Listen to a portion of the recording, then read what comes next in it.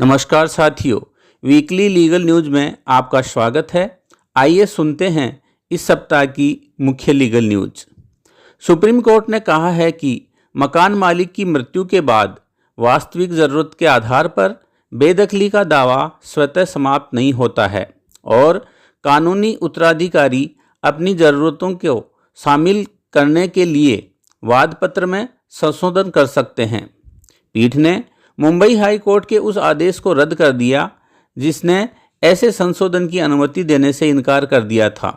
पीठ ने स्पष्ट किया कि वाद पत्र में संशोधन की अनुमति मांगते समय अदालत मामले के गुण दोषों की जांच नहीं कर सकती। इलाहाबाद हाई कोर्ट ने एक महत्वपूर्ण फैसले में कहा है कि किसी भी नाबालिग बच्चे के मामले में उसका कल्याण और सर्वोत्तम हित ही सर्वोपरि है। कोर्ट ने स्पष्ट किया कि बच्चे का हित माता पिता के कानूनी अधिकारों सहित अन्य सभी विचारों से ऊपर होना चाहिए।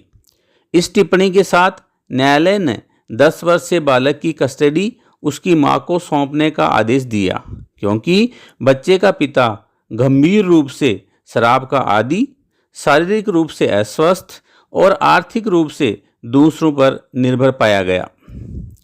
व्यक्तिगत स्वतंत्रता के संवैधानिक अधिकार को मजबूत करते हुए सुप्रीम कोर्ट ने एक 15 वर्षीय किशोरी को उसके 7 महीने से अधिक के गर्भ को चिकित्सकीय रूप से समाप्त करने की अनुमति दी। अदालत ने स्पष्ट किया कि कोई भी अदालत किसी महिला, विशेषकर नाबालिग को उसकी स्पष्ट इच्छा के विरुद्ध गर्भधारण जारी रखने के लिए मजबूर नहीं कर सकती। इलाहाबाद हाई कोर्ट ने एक अपीली अदालत द्वारा अतिरिक्त साक्ष्य स्वीकार करने से इनकार के आदेश को चुनौती देने वाली याचिका को खारिज कर दिया। कोर्ट ने स्पष्ट किया कि सीपीसी के तहत अतिरिक्त साक्ष्य स्वीकार करते समय कारण दर्ज करना अनिवार्य है, लेकिन साक्ष्य अस्वीकार करते समय विस्तृत आदेश की आवश्यकता नहीं होती है, बशर्ते अदालत ने दस्तावेजों की प्रासंगिकता पर विचार किया हो। सुप्रीम कोर्ट ने national company law appellate tribunal के उस आदेश को रद्द कर दिया जिसमें एक डिक्री के आधार पर सक्षम और लाभ कमाने वाली कंपनी के खिलाफ दिवाला प्रक्रिया शुरू करने का निर्देश दिया गया था।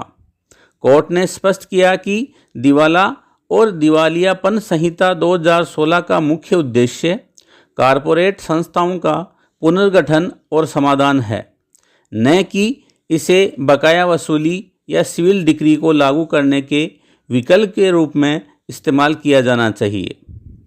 मुंबई हाई कोर्ट की नागपुर पीठ ने महाराष्ट्र सरकार को एक वकील और एक पूर्व सैनिक को 50-50 हजार रुपये का मुआवजा देने का आदेश दिया है। कोर्ट ने माना कि पुलिस द्वारा इन नागरिकों को अवैध रूप से हथकड़ी लगाना और सार्वजनिक रूप से ले जाना अवांछित अपमान और गरिमा के हनन का मामला है, जो उनके मौलिक अधिकारों का उल्लंघन करता है।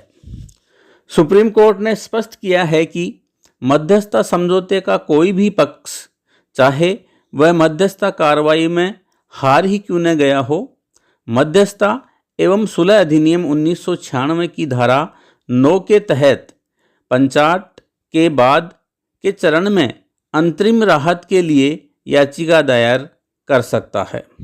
आज के लिए इतना ही। आप देखते रहें इंडिग्लो पाठशाला।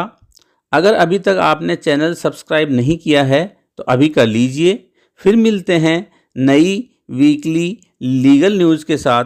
धन्यवाद।